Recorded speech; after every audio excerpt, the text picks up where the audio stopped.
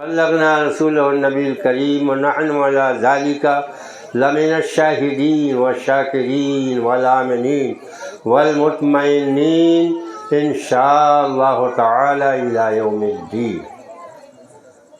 محترم حاضرین کرام،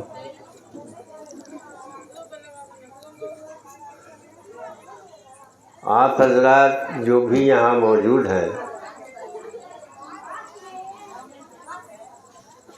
تھوڑا سا وقت میں آپ کا لوں گا اور آپ لوگ مجھے دیکھ کر کے یہی سمجھیں گے کہ یہ بوڑھا مولوی جس کے پیٹ میں آنت نہیں، منہ میں دانت نہیں، ہاں، اور آپ لوگوں کا ساتھ ہے۔ بہرحال جب تک رب قدیر کا کرم ہوگا میں آپ حضرات کے سامنے لب کشائی کرتا رہوں گا، لیکن سننے اور سنانے کا طریقہ دو ہے۔ جب تک آپ کی آنکھ کھلی رہے گی میری زبان کھلی رہے گی، اور جب آنکھ جھلملانے لگو گے تو میری زبان بند ہو جائے گی۔ تو تھوڑی سی دیر سننے کے لیے تیار ہیں؟ اجازت ہے؟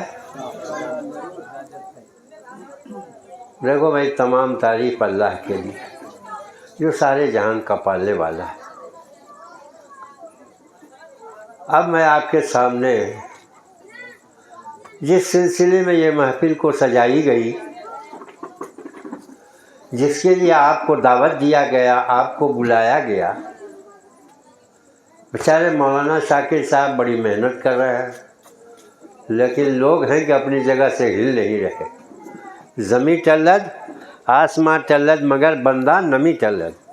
زمین کھسک سکتی ہے، آسمان ہٹ سکتا ہے، لیکن لوگوں نے جو اپنی فطرت کو بنایا ہے وہ کبھی ٹل نہیں سکتی۔ فطرت لوگوں کی جو ہے وہ رہے گی موجود۔ بہرحال صاحب، پہلے کلام پاک کی ایک آیت جو میں نے آپ حضرات کے سامنے تلاوت کیا ہے، ترجمہ سن لیجئے۔ وہ تو عربی زبان میں ہے نا کلام پاک، لیکن میں اس کو اپنے بھاشے میں لا رہا ہوں، سنیے کہ اس آیت کا مطلب کیا ہوتا ہے۔ رب قدیر نے فرمایا کہ دنیا کے بسنے والے انسانوں، روئے زمین پر چلنے پھرنے والے انسانوں، چاند اور سورج کی کرنوں میں زندگی گزارنے والے لوگوں، سنو سنو، جو لوگ اللہ کی راہ میں شہید ہو گئے ہیں، ہاں، انہیں مردہ مت کہو، گمان بھی نہ کرو۔ کہنا تو بڑی بات ہے، گمان بھی نہ کرو، مردہ خیال میں بھی نہ لاؤ، دل میں نہ بساؤ، جیسا کہ لوگ آج کہہ دیتے ہیں اور عمر کی مٹی میں معاملہ ختم ہو گیا، کچھ لوگ یوں سمجھتے ہیں۔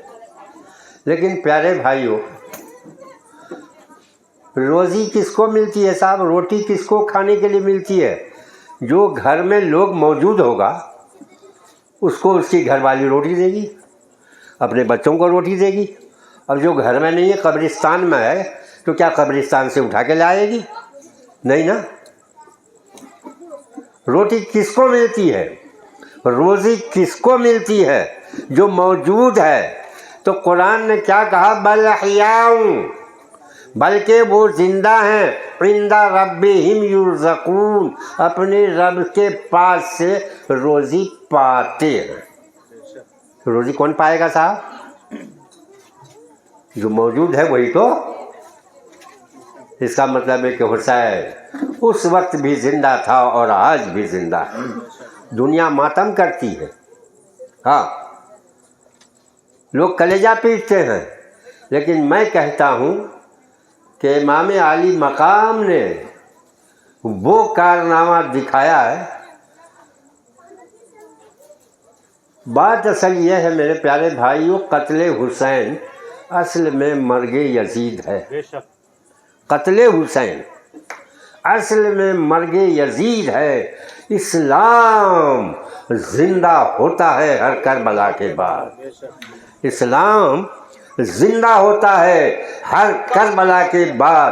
ارے مرتبہ اسلام کا جس نے دوبالا کر دیا. سبحان اللہ. مرتبہ اسلام کا جس نے دوبالا کر دیا اور خون نے جس کے دو عالم میں اجالا کر دیا. خون نے جس کے دو عالم میں اجالا کر دیا. قتل حسین اصل میں مرگ یزید ہے. اسلام زندہ ہوتا ہے ہر کربلا کے بعد. اب دوستو عزیزو، آپ ہمیشہ سنتے آئے ہو مولانا لوگوں سے اس کا ذکر، لیکن دوستو عزیزو کوئی زمین جائیداد کا جھگڑا نہیں تھا، حکومت کا جھگڑا نہیں تھا، خلافت کا جھگڑا نہیں تھا. ہاں، نہ کسی آپسی رنجش کا جھگڑا تھا. جھگڑا کس بات کا تھا؟ کہاں گھٹا گرجا تھا اور کہاں آ کے برس رہا ہے. پہلے آپ اس کو اپنے کان میں رکھ لیجئے گا اور اپنے بھائیوں کو بھی سنائیے گا کہ یہ کربلا کا واقعہ کیسے رونما ہوا، کیوں ہوا. اب تو کربلا کا واقعہ سنتے ہی رہتے ہو، لیکن یہ ہوا کیسے آپ کو میں بتا دوں.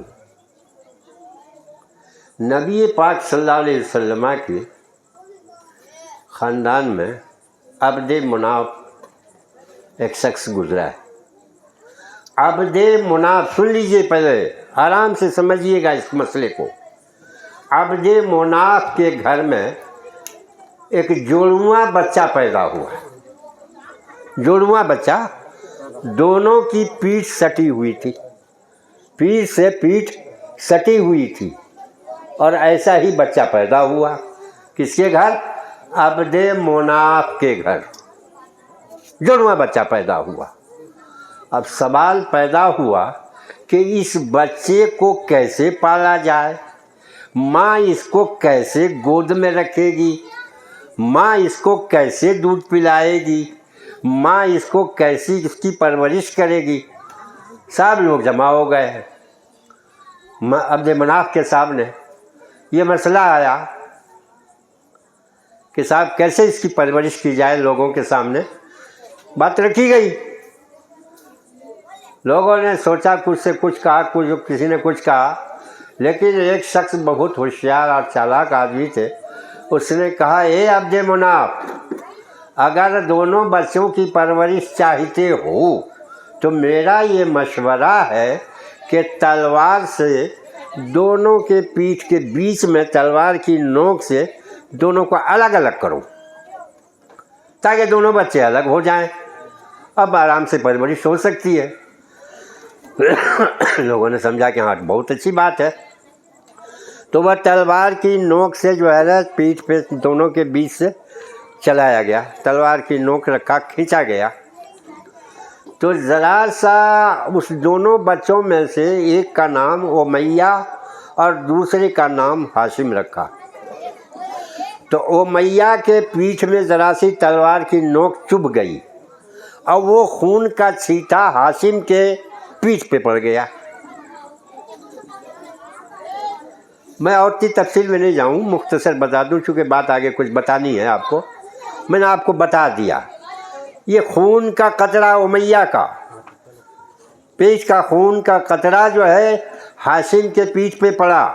اسی خون کا بدلہ لینے کے لیے امیہ ہی کے خاندان کا یزید تھا. اس خون کا بدلہ لینے کے لیے صاحب میدان کربلا کا خونی منظر آیا تھا. یہی بات تھی. رات مولانا بیان کر رہے تھے، امام مسلم اور ان کے بچوں کی شہادت کو بچے بڑے اچھے انداز سے جتنے لوگ تھے ان کے سامنے انہوں نے بیان کیا. اگر لوگ زیادہ ہوتے تو بات اور زیادہ بڑھتی. اب مقرر کا اصول کیا ہے کہ اگر محفل کمزور ہوتی ہے تو مقرر جو ہے تقریر کو بھی کمزور کرتا، قینچی رکھتا، کھٹا کھٹ کاٹتا چھاٹتا ہوا شارٹ کٹ میں نکل جاتا ہے. اس لیے شارٹ کٹ میں ہی بات میں آپ کے سامنے رکھوں، لیکن ماحصل جو ہے وہ میں آپ کے سامنے رکھنے جا رہا ہوں. درود پاک پڑھیے. اللہم صلی علی سیدنا و مولانا محمد بارک وسلم صلاۃ و سلام علیک یا رسول اللہ۔ تو دوستو عزیزو، یہ بات تو آپ نے سن لیا کہ وہیں سے بات دشمنی کا آغاز ہوا تھا، امیہ نے ہی وہیں سے شروع کیا تھا اس بات کو۔ اب حضرت امام حسین کا معاملہ آ رہا ہے۔ حضرت امام حسن کو تو زہر دے کے شہید کیا گیا، اور امام حسین نے حضرت مسلم کو بھیجا تھا، لیکن جب حضرت امام حسین مدینہ میں جب انہیں تنگ کیا جانے لگا، پریشان کیا جانے لگا، تو انہوں نے یہ سوچا کہ اب مدینہ چھوڑ کر مکہ جایا جائے۔ ہاں، صحابہ کرام نے روکا بھی کہ امام عالی مقام، اب ایک وقت وہ تھا کہ آپ کے نانا جان مکہ چھوڑ کر مدینہ آئے تھے، اور آپ مدینہ چھوڑ کے مکہ جا رہے ہو، کہا جانا ہی پڑے گا۔ وہ ایک چھوٹا سا قافلہ تیار ہوا، خاندان والے، ان میں ایک بیٹی ان کی تھی صغرا، بڑی والی، جو اس وقت وہ بیمار تھی، ان کو چھوڑ دیا۔ بیٹی نے بہت گریہ زاری کیا، ساتھ لے لو، مگر ان کو ساتھ نہیں لیا۔ امام حسین اپنے خاندان کو لے کر کے کہاں گئے؟ نانا جان کے مزار پر۔ تاریخ شاہد ہے، تاریخ گواہ ہے، اسلامی تاریخ بتاتی ہے کہ جب امام حسین اپنے خاندان کو لے کر نانا جان کے مزار پر پہنچے تو اس وقت مزار حرکت کر رہا تھا، ہل رہا تھا، مزار ہل رہا تھا، زمین تھرا رہی تھی، آسمان کانپ رہا تھا، اور کہا اے نانا جان، اب آپ کے کلمہ پڑھنے والے نے مدینہ میں رہنا مجھے دشوار کر دیا ہے۔ نانا جان، آپ نے مکہ چھوڑ کر مدینہ تشریف لائے تھے، لیکن آج آپ کا نواسا مدینہ چھوڑ کر پھر مکہ جا رہا ہے، نانا جان آپ گواہ رہنا۔ پھر وہاں سے صاحب اپنے امی جان کے مزار پہ گئے، کہا جنت البقیہ میں، امی جان کے مزار پہ گئے، وہاں بھی جا کے ماں سے سلام کیا اور سارا معاملہ ماں کے سامنے سنایا۔ اس کے بعد وہاں سے وہ قافلہ مکہ کے لیے روانہ ہوتا۔ لیکن دوستو عزیزو، پہلے میں آپ کو سنا دوں کہ یہ کربلا کا واقعہ جو ہوا ہے، امام حسین جس وقت چھوٹے تھے تو اللہ کے نبی جب مسجد میں جاتے، نماز پڑھتے اور سجدے میں چلے جاتے تو امام حسین اچھل کے پیٹھ پر چڑھ جاتے تھے۔ اللہ کے نبی سر کا سر سجدے میں ہے، رب کی بارگاہ میں جھکا ہوا ہے، آپ رب کی حمد و ثنا کر رہے ہیں، رب کی بلندی کو بیان کر رہے ہیں، نانواسا پیٹھ پہ سوار ہے۔ دوستو اور عزیزو، امام عالی مقام پیٹھ پہ نانا جان کے سوار ہیں۔ اللہ کے نبی صلی اللہ علیہ وسلم نے اپنے سجدے کو لمبا کر دیا۔ کس لیے لمبا کیا؟ اللہ اکبر۔ بعد میں صحابہ کرام نے پوچھا تھا، یا رسول اللہ، آپ نے اتنا سجدہ لمبا کیا کیوں؟ کہا کہ اے لوگو، تمہیں جانتے نہیں ہو، ارے میرا بیٹا حسین میری پیٹھ پر تھا، چھوٹا بچہ ہے، اگر میں سجدے سے سر اٹھاتا تو گر جاتا تو حسین کو چوٹ آ جاتی، حسین کو جب چوٹ آتی تو فاطمہ کا دل دکھ جاتا۔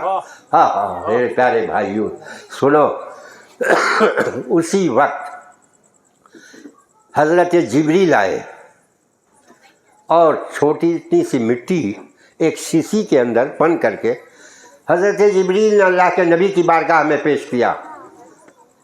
کہا آقا یہ آپ رکھیے۔ آپ نے فرمایا جبریل یہ کیا ہے شیشی کے اندر؟ کہا حضور مٹی ہے۔ کہا کیسے مٹی ہے؟ کہا اے اللہ کے نبی صلی اللہ علیہ وسلم آپ کے سامنے جبریل کی یہ طاقت نہیں ہے کہ میں اس خونی منظر کو آپ کے سامنے پیش کروں۔ آپ نے فرمایا جبریل بتا تو صحیح کہ یہ مٹی ہے تو کہاں کی ہے اور کیسی مٹی ہے، تو نے مجھے کیوں لا کے دیا ہے؟ تو حضرت جبریل نے کہا اے اللہ کے نبی یہ مٹی کربلا کی دھرتی پر کی مٹی ہے، میں نے آپ کو لا کے دیا ہے کہ یہ مٹی کربلا کی ہے اور یہ شیشی میں بند کر کے لا کے میں نے آپ کو دیا ہے کہ ایک وقت آنے والا ہے کہ آپ کے ہی چاہنے والے، آپ کا ہی کلمہ پڑھنے والے، آپ کا ہی جو ہے کا نام لینے والا، آپ کے نواسے کو بے دردی کے ساتھ انہیں شہید کیا جائے گا۔ تو اللہ کے نبی صلی اللہ علیہ وسلم کے آنکھوں میں آنسو آ گئے اور آپ نے اس شیشی کو اپنی بیوی، ان کی اپنی بیویوں میں سے ایک بیوی کا نام تھا میمونہ، میمونہ کو بلایا، کہا اے میمونہ اس مٹی کو رکھو۔ کہا اللہ کے نبی کیا بات ہے، کیوں رکھوں؟ کہا سنو اس مٹی کو ہمیشہ دیکھتی رہنا میرے گزر جانے کے بعد، مجھے پردہ فرمانے کے، میرے پردہ فرمانے کے بعد، کہ جب یہ مٹی شیشی میں خون بن جائے تو سمجھ لینا کہ حسین کربلا میں شہید ہو چکا ہے۔ اس کو میمونہ نے باحفاظت رکھا گیا تھا۔ تاریخ آج بھی بتاتی ہے کہ 10 محرم کو جب وہ مٹی خون بنی تھی تو میمونہ نے مدینہ میں اعلان کر دیا کہ امام حسین آج شہید ہو گئے، خاندان لٹ گیا، فاطمہ زہرا کا گلشن لٹ گیا۔ اللہ اکبر۔ دوستو عزیزو، تو میں عرض کر رہا تھا، مختصر کھینچ کر بات لے جا رہا ہوں، آپ مکہ آئے، مکہ سے آپ نے اپنے بھائی امام مسلم کو بھیجا کہ جاؤ وہاں کے حالات کا جائزہ لے کے، مولانا نے سنا دیا وہ نہیں بتانا۔ ان کے دونوں بچے بھی وہاں جا کر شہید ہو گئے۔ پھول تو 2 دن بہارے جاں فضاں دکھلا گئے، افسوس اس گنچے پر ہے جو بن کھلے مرجھا گئے۔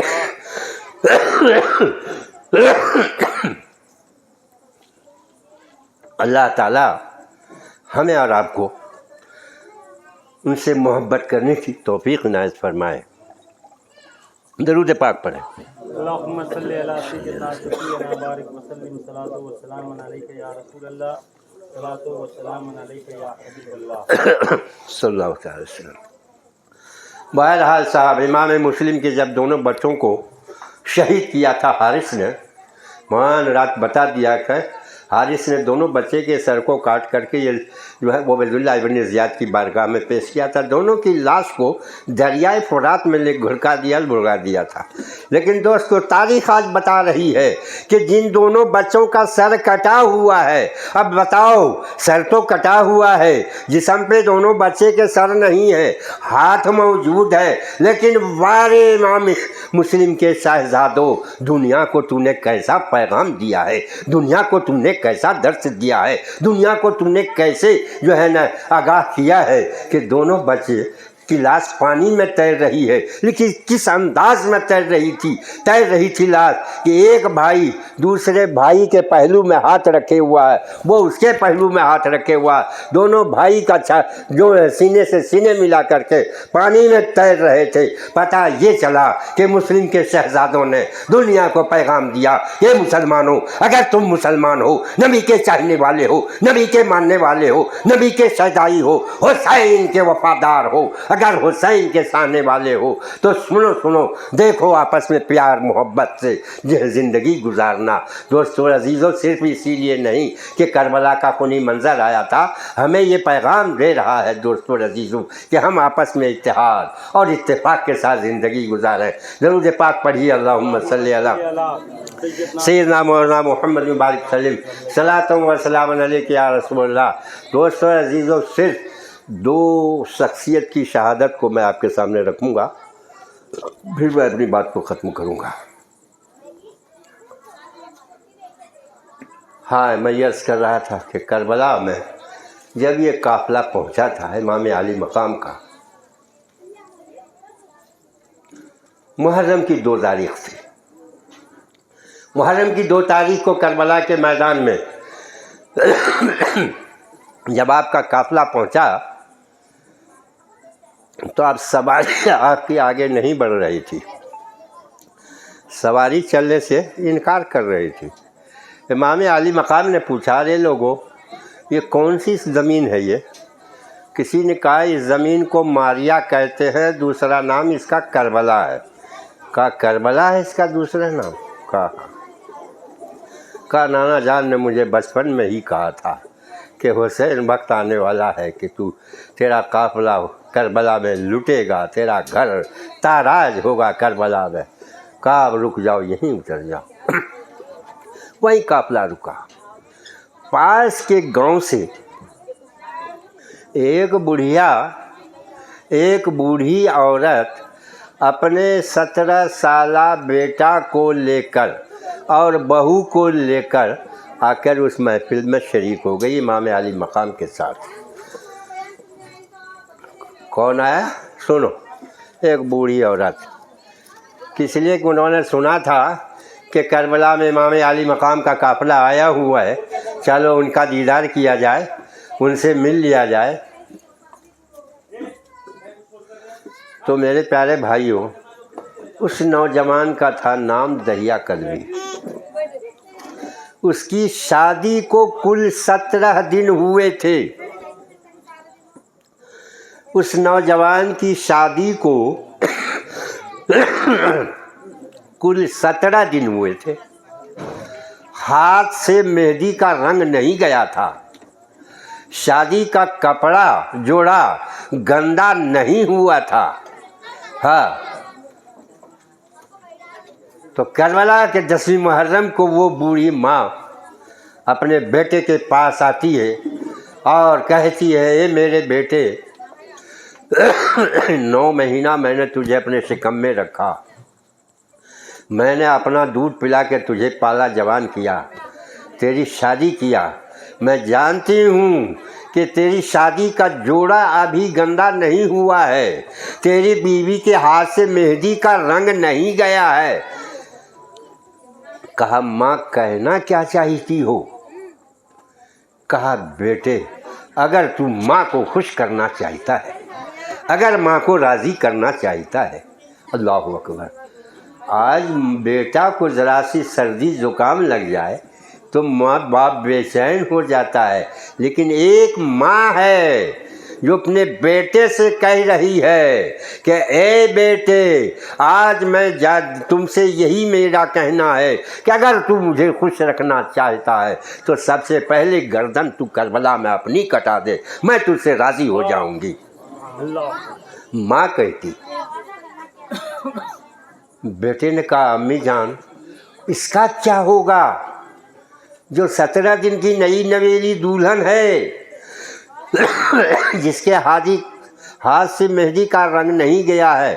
لیکن پیارے دوستو اور عزیزو، ذرا غور تو کرو، اللہ اکبر۔ اس نوجوان نے کہا کہ امی جان، میں اپنی رفیق حیات سے ذرا مل تو لوں، میں انہیں پیغام تو دے دوں، بتا تو دوں۔ کہا بیٹے نہیں، اگر تو اپنی بیوی کے پاس جائے گا، ہو سکتا ہے کہ وہ اپنی محبت میں تجھے پھانس لے اور یہ شہادت تمہارے لیے مشکل ہو جائے۔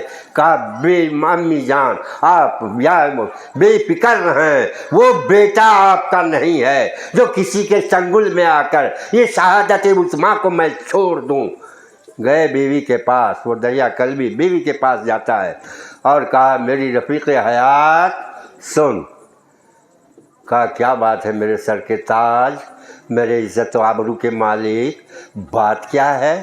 کہا سنو میری رفیق حیات، ابھی 17 دن تمہاری شادی کے ہوئے ہیں، میں جانتا ہوں کہ تمہارے ہاتھ کا مہندی کا رنگ نہیں گیا ہے، لیکن اب تمہارے ہاتھ سے چوڑی ٹوٹنے والی ہے، اب تو بیوہ ہونے والی ہے، اب شوہر تم سے جدا ہونے والا ہے۔ کہا مسئلہ سمجھ میں نہیں آیا میرے سر کے تاج، بات تو کھل کے بتائیے۔ کہا امی جان نے کہا ہے کہ آج کربلا کے میدان میں آج دریا کلبی کے خون کی پہلی لکیر کھینچی جائے گی کربلا کے میدان میں، اس لیے میں پہلے جا کے شہید ہونا چاہتا ہوں۔ بیوی نے کہا ہاں بہت اچھی بات ہے، اگر آج کی بیوی ہوتی تو کہتی پہلے گھر لکھ دو میرے نام، بینک بیلنس کر دو میرے نام، تب تو کچھ چھٹکارا ہے۔ ہاں اس نے کہا او میرے رفیق، میرے سر کے تاج، او میرے عزت و آبرو کے مالک، میں جانتی ہوں کہ تو جا رہا ہے میدان کارزار میں، کربلا کا خونی منظر پیش کرنے جا رہا ہے، کربلا کی دھرتی کو اپنی جوانی کے خون سے رنگنے کے لیے جا رہے ہو میرے سر کے تاج۔ لیکن ایک بات میں آپ سے عرض کروں، مجھ سے وعدہ کرو تو میں تمہیں اجازت دینے کو تیار ہوں۔ کہا بولو میری رفیق حیات، کہا ایسے نہیں وعدہ۔ کہا کیسے وعدہ؟ کہا چلو امام حسین کے بارگاہ میں چلو، وہاں وعدہ کرنا ہوگا۔ لے کے آئے امام حسین کے بارگاہ میں۔ بھائی بچوں کو ذرا سا، ہم تھوڑا سا دوسرے ٹائپ کے آدمی ہیں، اگر ذرا سے کھڑبڑی ہوگی ہم سے نہیں بولا جائے گا۔ ہاں ہم کوئی ٹیپ ریکارڈ نہیں ہے کہ بٹن دبایا اور چالو ہو گیا۔ ہاں تو میں عرض کر رہا تھا، آ گئے صاحب امام حسین کی بارگاہ میں، واقعہ پیش کیا گیا۔ امام حسین نے فرمایا کہ نوجوان لڑکی بتا، میں جانتا ہوں کہ تیری شادی کو 17 دن ہوئے ہیں، اب بیوہ جو ہونے والی ہے، اب تو جو ہے بیوہ کا لباس تیرے پر زیب تن ہوگا، تیری سہاگ کی چوڑی ٹوٹنے والی ہے، تیرا سہاگ اجڑنے والا ہے، تیرا سہاگ کربلا میں کے خاک میں ملنے والا ہے، تو کیا وعدہ لینا چاہیے اپنے شوہر سے؟ کہا میرے سر امام عالی مقام، جب کوئی شہید ہوتا ہے تو وہ جنت میں جائے گا؟ کہا بے شک جنت میں جائے گا، شہید تو جنت میں جاتا ہے۔ کہا امام عالی مقام، میں اس سے گھر نہیں مانگتی، میں اس سے دولت نہیں مانگتی، میں اس کی زمین و جائیداد نہیں مانگتی، میں اس سے کچھ نہیں مانگتی ہوں۔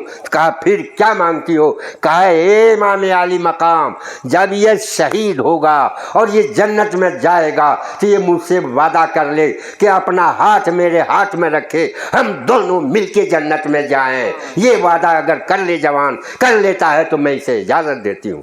بتاؤ صاحب یہ کوئی بچوں کا کھلونا ہے؟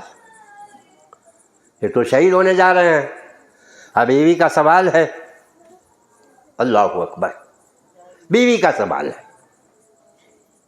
ہاں صاحب، اس نوجوان نے کہا امام عالی مقام، آپ اس کربلا کے دھرتی پہ گواہ رہیے گا، خدا کی قسم، قسم ہے اس رب کی جس کے قبضے قدرت میں ساری کائنات کی جان ہے، جب تک اس کا ہاتھ میرے ہاتھ میں نہ ہوگا میں جنت میں نہیں جاؤں گا، میں یہ وعدہ کرتا ہوں۔ کتنا زبردست وعدہ ہے صاحب، پیسہ جیب کا نہیں ہے کہ نکال کے دے دے۔ وہ عورت کتنی خوش نصیب تھی، نوجوان لڑکی، دیکھو مانگتی ہے تو کیا مانگتی ہے۔ ہاں بہرحال مختصر کاٹ کے بتا دوں آپ کو دوستو عزیزو کہ وہ نوجوان میدان کارزار میں جاتا ہے، اور اب جب دشمنوں سے لڑتے لڑتے جو ہے تھک جاتا ہے تو کیا ہوتا ہے صاحب کہ وہ بیچارہ شہید جوان ہو جاتا ہے۔ اس کے سر کو کاٹ کر دشمنوں نے اس کی ماں کے پاس لا کے دیا کہ ضعیفہ لے، یہ تیرے بیٹے کا کٹا ہوا سر ہے۔ ماں نے اس سر سے بہتے ہوئے خون کو ہاتھ میں بھرا، چلو میں بھرا، آسمان کی طرف چھڑک دیا، کہا بار الہ گواہ رہنا، اگر ایسا بیٹا مجھے 10 بھی ہوتا تو حسین پہ میں قربان کر دیتی، لیکن کاش ایک ہی بیٹا تھا جو میں نے قربان کر دیا، مولا تو گواہ رہنا، میں نے تیرے مذہب اسلام کے لیے میں نے اپنے بیٹے کو شہید کروایا۔ سبحان اللہ، سبحان اللہ۔ ماں نے اس سر کو لیا، جا کے اس نوجوان بیوی کی گود میں رکھ دیا، کہا بیٹی یہ تیرے شوہر کا سر ہے، تیرا سہاگ بیٹی اجڑ گیا ہے، تو سہاگ کی چوڑی تیرے ہاتھ سے ٹوٹ رہی ہے بیٹی، یہ تو ملاقات کر لے۔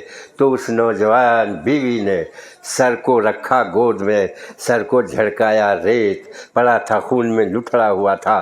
साफ कर रही है और कह रही है कि रफ्ती मोरा खबर न कर दी, करे नौजवान तू चला गया और मुझको खबर नहीं किया। बर बेकसी ये माँ नज़र न कर दी, अरे मेरी बेकसी पे नज़र नहीं किया। एक चीख निकलता है, एक चीख निकलती है, उस जवान लड़की के मुंह से एक चीख निकली, वहीं पे रूह उसकी परवाज़ कर जाती है, वो भी वहीं पे ख़त्म हो जाती है। यूँ दोनों मियाँ बीवी मिलके मुस्कुराते हुए मौत के हसीने में झूले में झूलते हुए जन्नत की तरफ चले जा रहे हैं। तो दोस्तों, मोमिन का वादा हुआ करता है, जो मोमिन वादा करता है उसे वफा करता है। इसीलिए दोस्तों अजीजों, मैं अर्ज़ कर रहा था कि करबला का खूनी मंजर सुनने के लिए जिगर चाहिए, दिल चाहिए, लेकिन कौन सुनेगा? जिसके सीने में हुसैन की मोहब्बत जगमगाती होगी, जिसके सीने में मोहब्बत का जो है चिराग जल रहा होगा, जिसके सीने में मोहब्बत होगा। लेकिन आप देख लीजिए, मौलाना आपके हर साल बता रहे हैं, लेकिन फिर भी वही रफ्तार बेढंगी जो पहले थी वो अब भी है। अब आइए साहब, आपको बताऊं एक बात और। हुसैन जैसा शहीद आज़म जहां में अब तक हुआ नहीं है। हुसैन जैसा शहीद आज़म जहां में अब तक हुआ नहीं है। अरे छुरी के नीचे गला है लेकिन किसी से कोई गिला नहीं है। छुरी के नीचे गला है लेकिन किसी से कोई गिला नहीं है। अब मैं आपको दूसरी बात बताऊं, दूसरे शहीद को सुनिए, और ये शहीद कौन है? अहले बैत में से। हाँ, जब करबला का खूनी मंजर ये चल रहा था, मामला हो रहा था, बाज़ार गर्म था करबला के अंदर, लोग जा रहे थे, शहीद होकर के आ रहे थे। इमाम अली मकाम अपने कांधों पे सब लाशें उठा उठा करके ला रहे थे। तो हज़रत इमाम कासिम जो इमाम हसन के बेटे थे, जब वो शहीद हो रहे थे, जो उनको जहर दिया गया था, जब वो शहीद हो रहे थे तो अपने बेटे कासिम को बुलाया और कहा, बेटे सुनो, ये एक तावीज़ है, तुम अपने दाहिने बाजू पे बांध लेना। कैसी तावीज़? कोई भूत शैतान की नहीं थी, जादू की नहीं थी, हाँ, कोई टोटके मोटके की तावीज़ नहीं थी। कहा, बेटे इस तावीज़ को उस वक्त खोलना जब मेरे भाई हुसैन पर मुसीबत का पहाड़ टूटता हुआ नज़र आए, तो उस वक्त इस तावीज़ को खोलना और इसमें जो लिखा हो उस पर अमल कर लेना। तो हज़रत इमाम कासिम ने को ख़्याल आया कि बाबा जान ने, अब्बा ने तावीज़ दिया था, वो तावीज़ को खोला हाथ से और खोल करके पढ़ा। गए इमाम अली मकाम की बारगाह में कि चाचा जान ये देखिए, अब्बा जान ने शहीद होते वक्त मुझे ये तावीज़ दिया था जो मेरे दाहिने हाथ पे बंधा हुआ था, आप इसको खोल के देख पढ़िए और इस पर मुझे अमल करने की इजाज़त दीजिए। अल्लाह अकबर। दोस्तों अज़ीज़ों, हज़रत इमाम हुसैन ने देखा उसको, उस कागज़ में लिखा हुआ था कि कासिम करबला में अली अकबर से पहले, अली असगर से पहले, अब्बास अलमबरदार से पहले, उसके सबसे पहले तुम जो है अपने खून की लकीर करबला के मैदान में अपने खून से धरती को रंग देना। अल्लाह अकबर। और नाना जान की सुन्नत को अदा करके जंग में जाना। तो इमाम हुसैन ने फरमाया कि कासिम, भाई ने तो ये तुम्हें लिख के दिया है और कहा है नाना जान की सुन्नत अदा करना। कहा, नाना जान की सुन्नत, कौन सी सुन्नत अदा की जाएगी? तो हज़रत इमाम अली मकाम ने फरमाया कि कासिम सुनो बेटे, तेरे बाप ने मेरी बेटी कुबरा की सगाई कर दी थी। हाँ, सगाई तेरी میری بیٹی کبرا سے ہو چکی ہے، چلو نانا جان کی سنت کو ادا کرو۔ روایتوں میں بہت اختلاف ہے صاحب، اس کی سلسلے میں جو روایتیں ہیں بہت مختلف روایتیں ہیں۔ کہا چچا جان کیسی سنت؟ کہا پہلو بیٹی کو بلایا کبرا کو، کہا کبرا دوڑ کے آئی، کہا ابا جان، کہا بیٹی یہ قاسم ہے، میں نے تیری سگائی اس سے کر دی ہے، اب میں تیرا نکاح کرنے جا رہا ہوں۔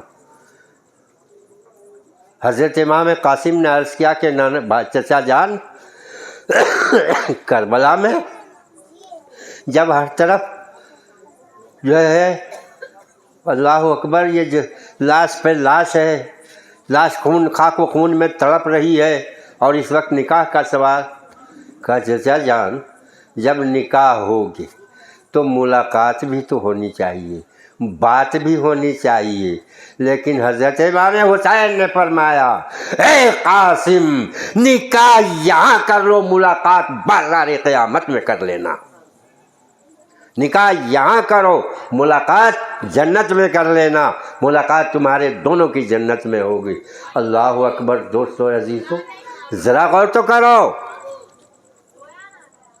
کیسا ماحول ہے اس وقت کا منظر، کیسا ہوگا کہ حضرت کبریٰ کے آنکھوں میں آنسو آیا کہ یا اللہ چند لمحوں کے لیے سہاگ کی چوڑی بھی چڑھی تھی، لیکن فوراً یہ چوڑی ٹوٹنے والی ہے، فوراً کبریٰ بیوہ ہونے والی ہے۔ اللہ اکبر۔ اس نوجوان لڑکی کے دل پہ کیا گزرا ہوگا، کیا گزرا ہوگا، وہ کیسا